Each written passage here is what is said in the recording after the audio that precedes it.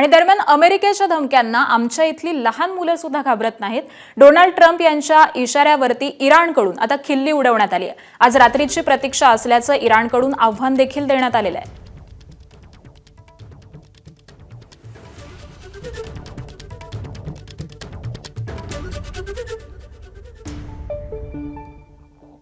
अमेरिकेचे अध्यक्ष Donald Trump यांच्या सोशल मीडिया पोस्टवरती संयुक्त राष्ट्रांकडून चिंता व्यक्त करण्यात आली आहे। इराणनं होर्मुझ खुली न केल्यास अमेरिका त्यांचे ऊर्जा प्रकल्प आणि अन्य पायाभूत सुविधांवरती हल्ला करेल। या ट्रम्प यांच्या सोशल मीडिया पोस्टबाबत ही चिंता व्यक्त करण्यात आली आहे। संबंधित सर्वच देशांनी आपापल्या जबाबदारीचं पालन करायला हवं असं संयुक्त राष्ट्रांचे सरचिटणीस अँटोनियो गुटेरस यांच्या प्रवक्त्यांनी म्हटलेलं आहे।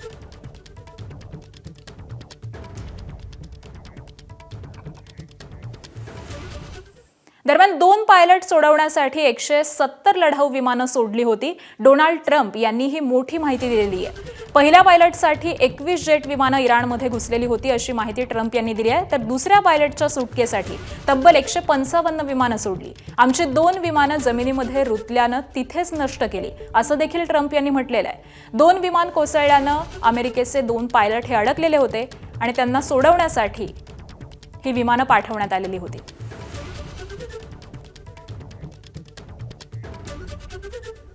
आणि 2 पायलटच्या सुटकेच्या मोहिमेची माहिती फुटल्यामुळे ट्रम्प हे काहीसे संतप्त झालेले आहेत। माहिती कुठून मिळाली ते मीडिया हाऊसेसना विचारणार असं देखील ट्रम्प यांनी म्हटलेलं आहे। गोपनीय माहिती फोडणाऱ्याची जागा तुरुंगामध्येच आहे।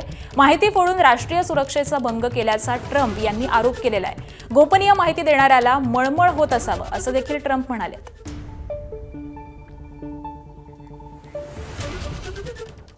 आणि अध्यक्ष ट्रम्प यांच्या वादग्रस्त वक्तव्यानंतर आता इराण कमालीचा संतापलाय। इराणनं सौदी अरेबियावरती मोठा हल्ला करत ट्रम्प यांच्या वक्तव्याला प्रत्युत्तर दिलंय। सौदीच्या अल जुबैल औद्योगिक क्षेत्रावरती इराणनं मोठा हल्ला केलाय। इराणच्या अल जुबैलवरती क्षेपणास्त्र हल्ला केलेला आहे आणि यामुळे या परिसरामध्ये मोठी आग लागली आहे।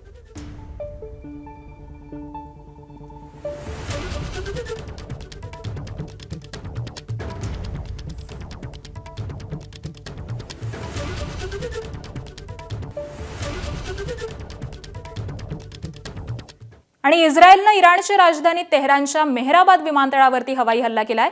तेहरानच्या मेहराबाद विमानतळावरील हल्ल्यानंतर अग्नितांडव सुरू झालेलं आहे। तिथून आगीचे लोळ उठतायत। विमानतळावरती असलेल्या प्रवासी विमानांचं मोठं नुकसान झालेलं आहे। तर हवाई हल्ल्यामध्ये ATSचं देखील मोठं नुकसान झालंय।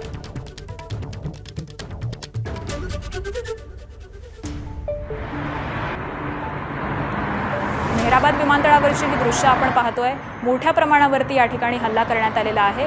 या हवाई हल्ल्यामध्ये ATCचं मोठं नुकसान झालंय। त्याचबरोबर प्रवासी विमानांचं देखील मोठ्या प्रमाणात नुकसान झालंय।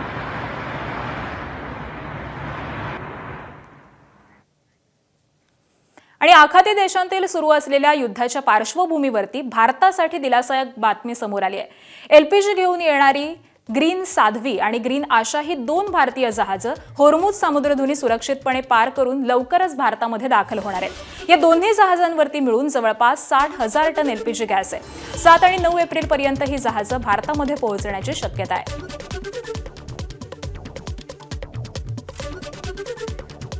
एअर इंडियाकडून इस्रायलची विमानसेवा ही स्थगित करण्यात आलेली आहे।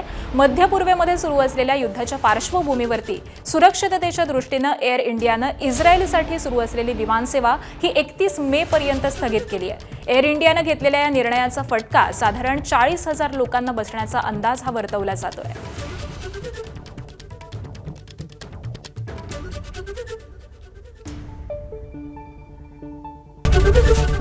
ABP माझा, उघडा डोळे बघा नीट।